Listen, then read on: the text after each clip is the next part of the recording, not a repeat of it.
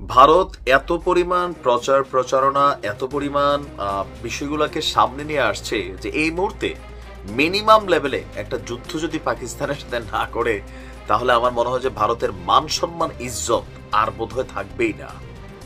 অপরদিকে পাকিস্তান এক ধরনের আত্মসমর্পণমূলক অবস্থানে আছে। পাকিস্তানের পররাষ্ট্রমন্ত্রীর বক্তব্যে আমরা যেটা বুঝছি, তবে ভারত তার জনগণকে খুশি রাখার জন্য করে যাচ্ছে একের পর এক ভিন্ন রকম ঘটনা। ইতিমধ্যেই কেন্দ্রীয় স্বরাষ্ট্র মন্ত্রণালয়ের নির্দেশে আপনার সামরিক বেসামরিক বাহিনীর বেশ কিছু আমরা মহড়া দেখেছি, কিন্তু আজকে যে দৃশ্যপট সামনে আসছে এবং আগামীকালকে থেকে যা ঘটতে যাচ্ছে এতে শতভাগ ধরে নেওয়া যায় যে ভারত পাকিস্তানে হামলা করবে, ছোট হোক বড় হোক। এরপরে পাকিস্তানকে রিয়েক্ট দিবে। এই যুদ্ধের দীর্ঘায়িত্ব কতটুকু হবে সেটা সময় বলে দিবে। ভারতের কেন্দ্রীয় স্বরাষ্ট্র মন্ত্রণালয়ের এক নির্দেশে দেশের সকল রাজ্য এবং কেন্দ্র শাসিত অঞ্চলগুলোতে সিভিল ডিফেন্স বা বেসামরিক প্রতিরক্ষা বিভাগগুলো এক মক ড্রিল বা যুদ্ধ পরিস্থিতি প্রস্তুতির মহড়া পরিচালনা করবে। আর কালকে থেকে ভারতের সব রাজ্যেই এই মহড়া আপনার পরিচালিত হবে। তো মহড়াটা কি? যে হঠাৎ যুদ্ধ পরিস্থিতি সৃষ্টি হলে অথবা যদি বিমান হানা অথবা যে কোনো ধরনের ক্ষেপণাস্ত্র হামলা হয় বা বন্দুকধারীদের হামলা হলে সাধারণ নাগরিকদের কি কি করণীয় এ বিষয়ে এই মহড়াতে আপনার শেখানো হবে। যেমনটা আমরা ইউক্রেন যুদ্ধের আগে দেখছি, ইউক্রেনের জনগণকে এই ট্রেন করা হয়েছে বা জার্মানিতে এটা হয়েছে।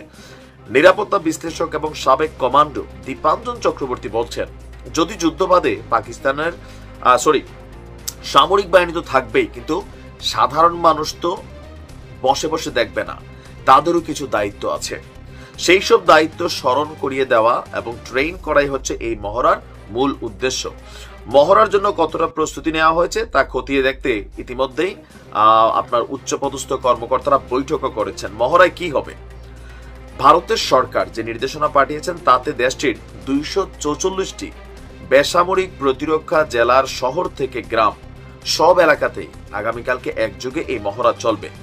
বিমান হামলা হলে ঠিকমতো সাইরেন বাজিয়ে সংকেত দেওয়া হচ্ছে কিনা, কন্ট্রোল রুম কিভাবে কাজ করবে, সবই মহড়ার সময়ে খতিয়ে দেখা হবে।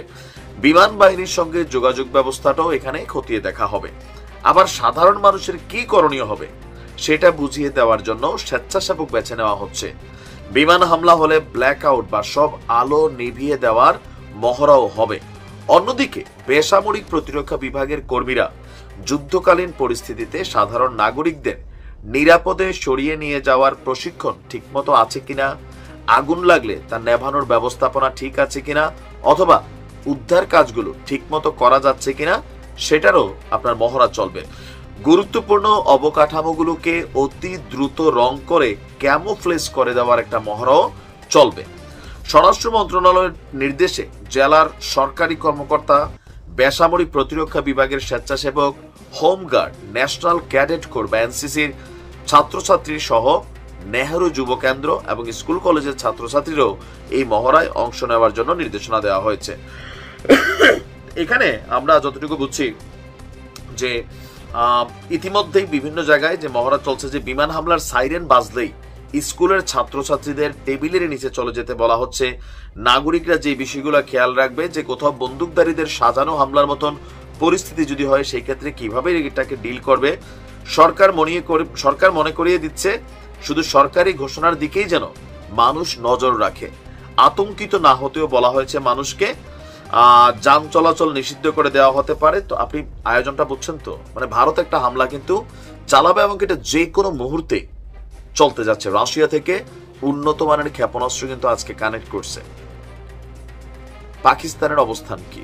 কথা বলা ছাড়া আর কি। দেখা যাক কি হয়। ভালো থাকবেন।